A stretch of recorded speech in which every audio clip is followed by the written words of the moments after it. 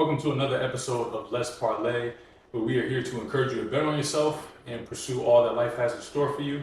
I'm your host, as always, Monty Taylor, and just wanted to let you guys know that today I'll be talking about why I do what I do and continuing to share some other life updates, but digging a little bit more into my story, whether that be my fitness journey and my life journey, but just more focusing on why I decided to be a fitness coach and why I decided to start this podcast. So that is what I have for you today. So let's parlay.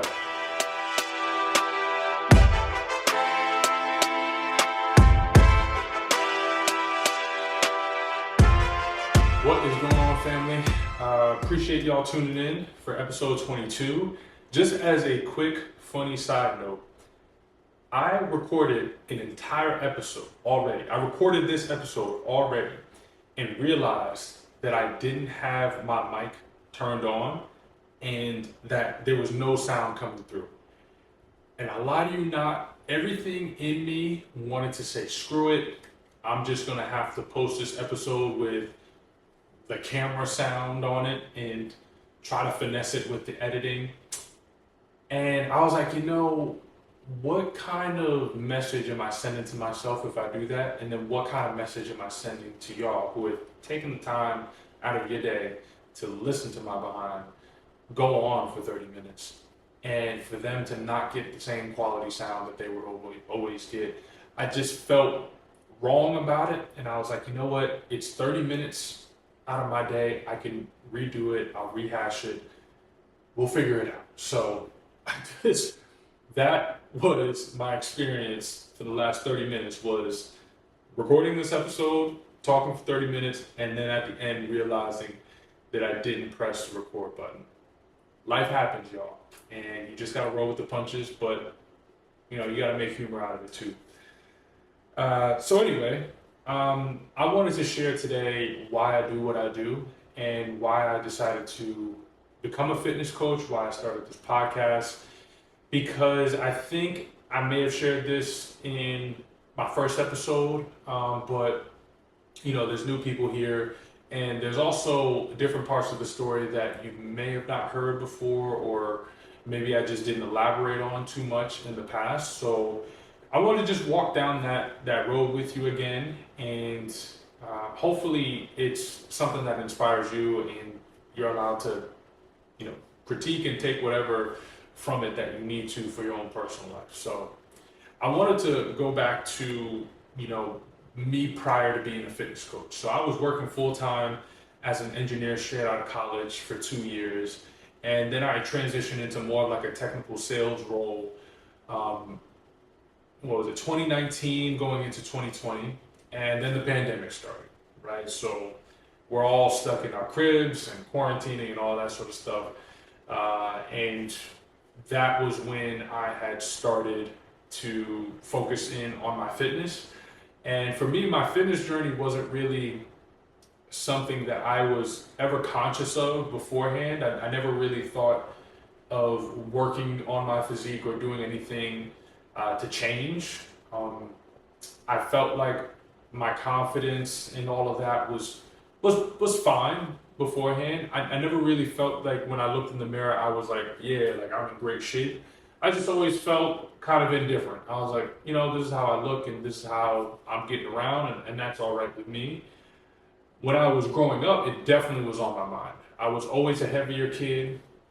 I had grown up eating like a lot of like cereal, drinking a lot of juice. I loved my mother's cooking, and with her being Puerto Rican, it was rice and beans, it was empanadas, pastelillos, and the rice and beans was like a staple. And I just remember I would have a whole plate full of rice and beans, and then whatever else that I had on there. So I just was over consuming on carbs and those sort of things. I was a big foodie. I wasn't into desserts too much, but cereal was probably the closest thing, and just a lot of juice. So just probably was in a calorie surplus the majority of my life, and was continuing to just pack on weight, and I could eat a lot. And then eventually I got taller and I started playing sports. And I just got really obsessed, and I would have these periods where I would really want to be skinny. Like I would start losing weight, and I was like, oh my god, like I'm starting to get skinnier. And I felt like it, like my teenage years, I always thought like all the skinnier guys get all the girls and stuff, and nobody wants like a bigger guy or whatever. So I felt like I was chasing after that a lot mentally, and it just was something that I look back on now and I think like how silly it was because I was just confused. But I also think about what I was doing to try to get there. I was doing like a lot of cardio. I was focusing a lot on just like outworking whatever I was eating, and it worked for a bit. Like I think when I was leaving high school, I was probably at like my lightest, around my senior year because I was running a lot of track. So probably was around like 205, maybe even 215 or something. And yeah, I can't remember the last time the scale has ever said that before. But a lot of what, I was carrying was just like, I was just slimmer, but still carrying some body fat. Um, so that was me, graduating high school. I'd never really done any sort of like workout program or strength training. My dad was on me about it in high school, especially, and even in college, and I didn't listen.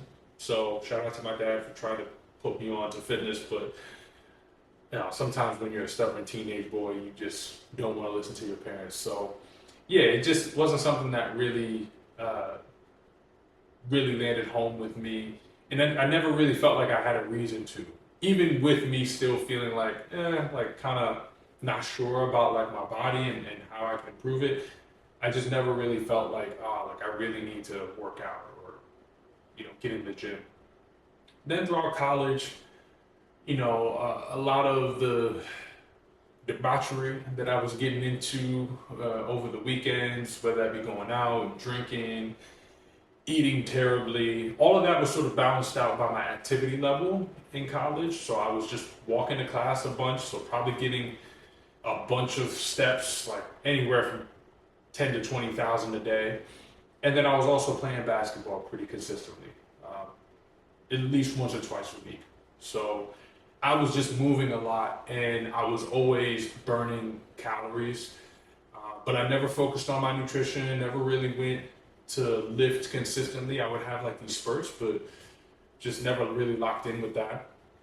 And then, yeah, I graduate college, and I decided like, all right, like I'll still remain active, but now I had money. So it was one thing to go out on the weekends when you're broke and you're in college, but when you have money, that just makes the game even more fun. So I just did that a lot in my early 20s, and I'm sure a lot of you can resonate. It's surprising because I did give my life to Christ back in 2018, 2019 time frame, but I was still kind of like in between, like trying to live in the world and knowing that I did believe in Jesus. So it was just a weird time for me personally, and I enjoyed my life as much as I possibly could in the way that I thought you were supposed to enjoy life, which was to be outside. So yeah, as far as what impact that had on my body, like it just led me to keep having the same results. Like I just continued doing what I was doing in college into my adult life. And then the pandemic rolls through. So like I said, I'm working my technical sales job. I'm at home all the time, and I just decided, I was like, like I can't sit here and do nothing all day. I can't be outside. I can't socialize and go out on the weekends because everybody's quarantined. So what am I going to do with myself? And I decided, all right, I think I want to try to work on my body. Like, just felt like you were in your own prison. So might as well try to change something and be productive. So I would go on runs every now and then. I really focus on running a lot, which is the cardinal mistake for most people who want to work on their bodies is they, immediately go to cardio and think like, oh, this is the first thing I should do. And I went full-fledged into just running every day, and that had a pretty significant impact on my knees, especially because I was living in Philly and I wasn't really running on a lot of flat surfaces. It was a lot of hills, and the pavement out there is kind of like concave and stuff. So I wound up getting like knee pain in one knee in particular, and it's probably just because of the imbalance of force on my knees. And yeah, it stopped me from running because I couldn't anymore. Like my knees was just locked up. I tried physical therapy. I did everything that I could to try to work on that, but nothing really worked other than not running. So I just stopped. And eventually the gym started to open back up, with whatever restrictions that they had. And I was like, all right, I think I'm gonna lift weights now because this seems to be the only option left for me. I can't run the way that I used to, and I don't feel like buying a bike and doing that. So let me get into the gym. Let me try to put on some muscle and see what happens. And I started my fitness journey kind of how like most people start. You just try something and you do something. I knew I wanted to put on muscle, and I heard that you have to eat in order to put on muscle. So I just thought, well, this is a great excuse for me to just eat whatever and see some gains. So it was a very, very dirty bulk that I started back in probably 2021. And yeah, I felt a lot stronger as I started working out very consistently. I felt, that I'd done enough research to know what to do in the gym and how to, like do it consistently. I just didn't know what to expect as far as how my body would respond. And yeah, I mean, within 3 months, I definitely noticed a pretty significant change. I definitely got a lot bigger. And I just kept doing that until like the 6 month period where, the dirty bulk got to a point where it was just out of control. I think I ballooned up to like 255, which is crazy to think about. It's like 20 pounds heavier than what I currently am. And a lot of that was, body fat that I had added just because I was eating cereal. I was eating all the stuff that I used to eat as a kid with no restrictions because I just thought that was for the gains. And that was just a very silly approach. And I got to a point where I was pretty much disgusted with myself. And I looked at myself in the mirror. I was like, okay, this is going too far. I need to continue to lift because that clearly works. But now I need to focus on my nutrition and eating in a way that's going to allow me to trim off this body fat. And that mixed in with a little bit of cardio. 3 months later, I got back down to like around 230, 225-ish. And it was a lot more of what I was hoping for out of that process of adding muscle, where I was like, oh, okay, I feel like an athlete. Like I look like I'm in the shape that I want to be in. And that's when I said, okay, I feel a lot more confident in my body. And I think I understand how this stuff works now. It's very scientific. Like you don't gotta make stuff up or recreate the wheel. Like there's plenty of people who've been doing this for years and years, and I just had to do the same thing. So at that point, I'm pretty excited about fitness in general. I loved going to the gym. I loved, the feeling of making progress and getting stronger. I loved the confidence that I was getting from seeing changes in my body and building more muscle. And I mean, I just got really obsessed with being in the gym. I mean, I was in a relationship at the time, and I used to get in arguments with my then girlfriend about like how much time I was spending in the gym because I just wanted to be there a lot of the time. And yeah, for me, I realized that, wow, like I really enjoy doing this. And I have the picture from the day I discovered that I was going to do fitness full time. I remember I was sitting in the living room and I was watching, it was a Lewis Howell podcast. And there was a guest on there who was talking about, like, how do you know what you should be doing and what you should decide to, like, pursue outside of your corporate job or what business to start. And the guy said something that just really stuck with me. He was like, whatever you would do for free, whatever you would just do on your free time, figure out a way to make that a business. Figure out a way to make that a service that you can provide. And that will be a lot better of an opportunity than to try to start something off of wanting to make money.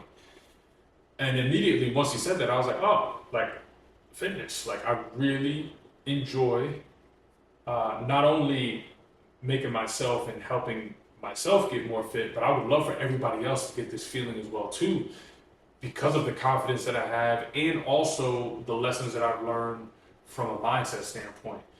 You know, delayed gratification, doing things you don't feel like doing, patience, all that sort of stuff.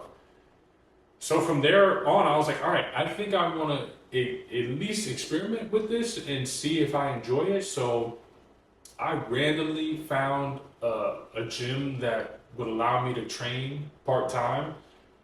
I didn't even have my certification at the time, so that shows you how sketchy that gym in Philly was. But anyway, God works in mysterious ways.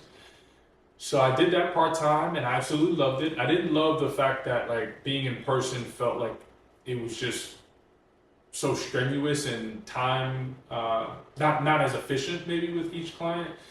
And I also didn't like how disorganized that gym was. But I knew that if I decided to take this on and create a business out of this, that I could make it my own experience and make it my own service that could really help people.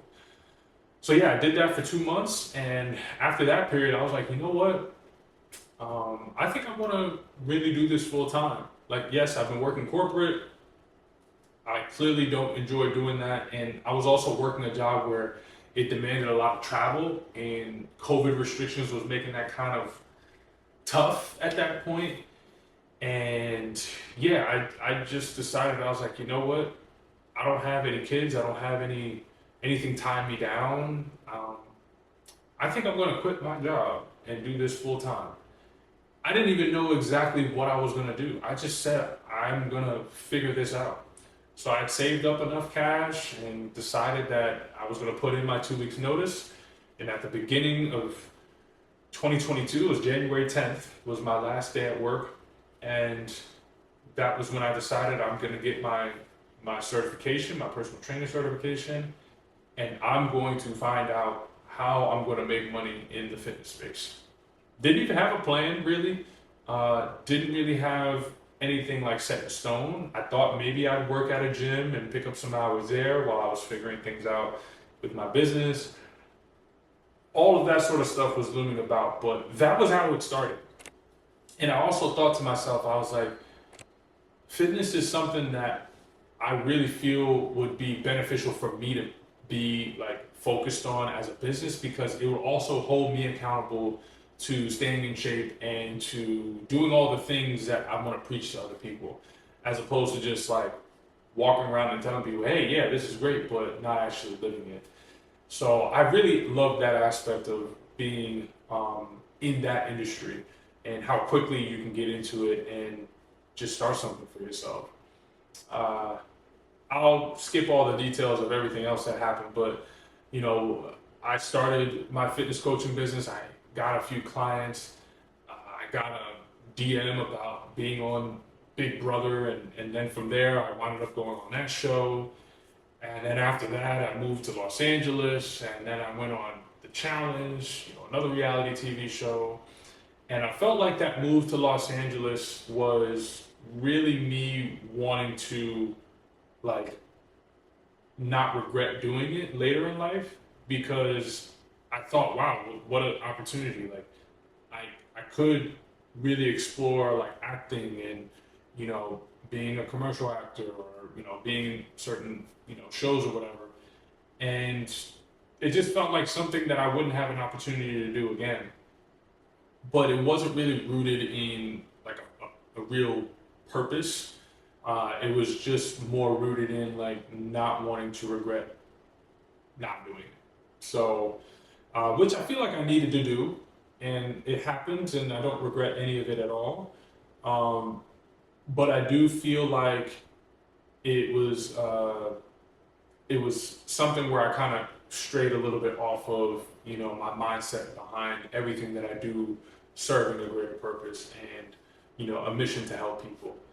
But nonetheless, I still, you know, was helping, my clients and, getting more clients and stuff. Actually added life coaching into my service because I felt like I was talking life with all of my fitness coaching clients. Those were the things that were getting in the way. It wasn't the lifting of the weights. It wasn't getting enough steps in. It wasn't nutrition. It was more mindset and environment that people kept in their lives that wasn't really serving them. It wasn't really serving their fitness journey as a whole. So yeah, I started helping people and talking through life situations, and I felt like that was a great way to exercise like my conversational skills and just my my ability to listen, which was great.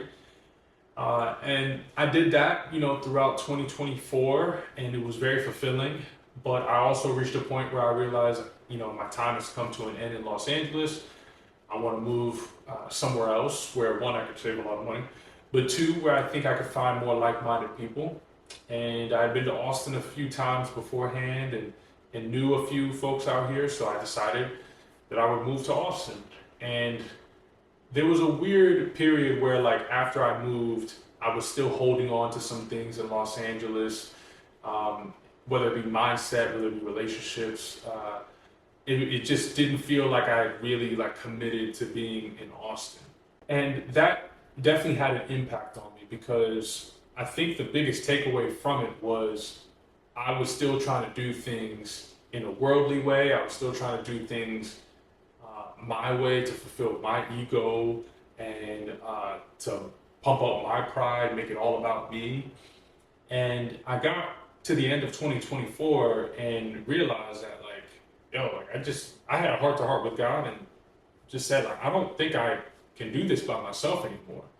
I'd always believed in the Lord and always had a relationship with God and prayed, and not consistently. I had my periods where I was off and whatnot, but I felt like I was trying to go to other things to fill in the gap that God was supposed to be in. And that was a huge point for me where I realized, like, okay, I think I want to actually get in the Word. I actually want to read the Bible all the way through.